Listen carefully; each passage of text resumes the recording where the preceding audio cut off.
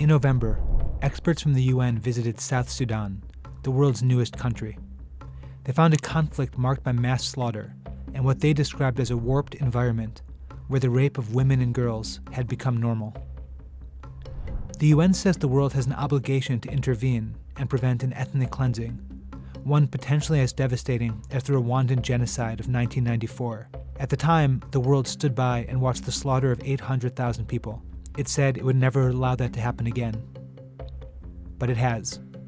Since the South Sudanese civil war broke out in December of 2013, over 50,000 people have been killed. More than 2.3 million people have been forced to flee their homes. 6 million people are at risk of going hungry, and 70% of schools have closed due to the fighting. It's a nightmare for a country that gained independence just 5 years ago, a move that was supposed to bring peace to an area that has only known war.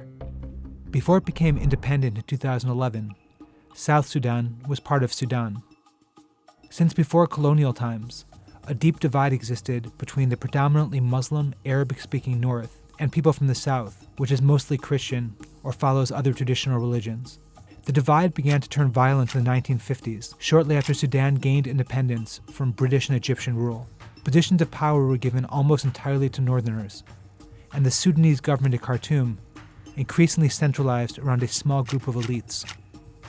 A predatory government emerged, serving only to enrich its members by seizing natural resources and ignoring the desperate needs of the Sudanese people. The two parts of the country fought for decades in a civil war that only ended in 2005, with an agreement allowing the South to govern itself. That deal also opened up the possibility for South Sudan to officially vote to break away from Sudan and to gain its independence. With help from the UN, the US, and the international community, that vote was held in January of 2011 and passed overwhelmingly, with nearly 99% of South Sudanese voting in favor of creating a new state. The US had spent years pushing for the creation of an independent South Sudan, and the Obama administration celebrated the vote.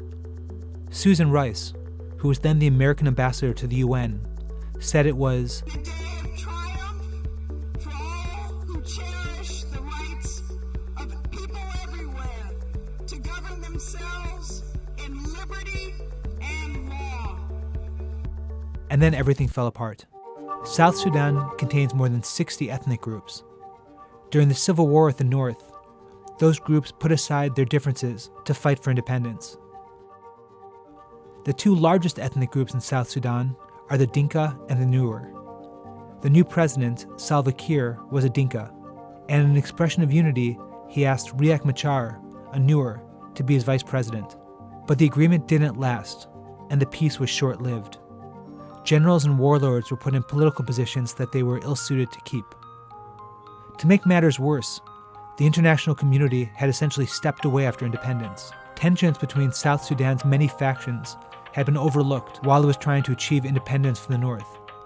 When the fighting was over and the state building began, those rivalries and tensions re-emerged.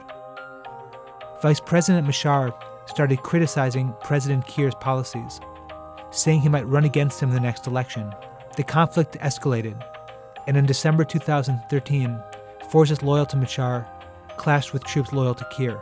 To mobilize support for themselves, Machar and Kiir exploited the ethnic divides throughout South Sudan by mobilizing sectarian militias and having their allies use hate speech to encourage violence against civilians.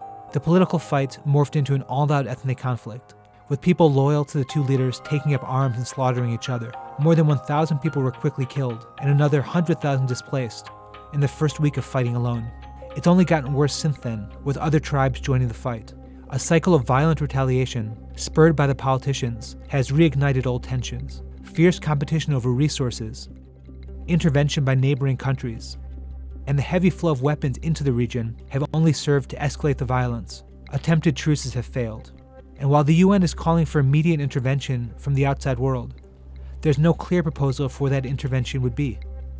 For its part, the US has proposed an arms embargo to block all weapon sales to South Sudan and try to stop the fighting. The problem is that that resolution is unlikely to pass the UN Security Council, because China and Russia are deferring to South Sudan's neighbors, all of whom have their own vested interest in South Sudan and are divided over what to do to stop the violence. Until those African nations agree on a solution, China and Russia will block any sanctions or embargoes emerging from the UN.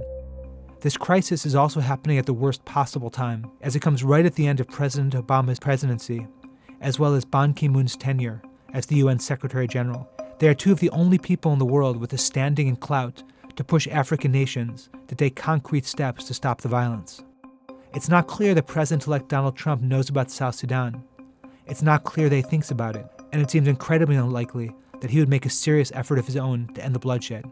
After the Rwandan genocide, world leaders established an international criminal court designed to prevent such atrocities from taking place in the future by holding out the threat of punishing those who carried them out. 2 decades later, another African country is at risk of descending into mass slaughter. The Obama administration is pleading for calm and pushing the two sides to find a deal before it's too late. But there isn't much the US or its allies can do to force South Sudan's warring factions to actually lay down their guns. And that means the world's newest country could soon be ravaged by the type of carnage its independence was designed to prevent.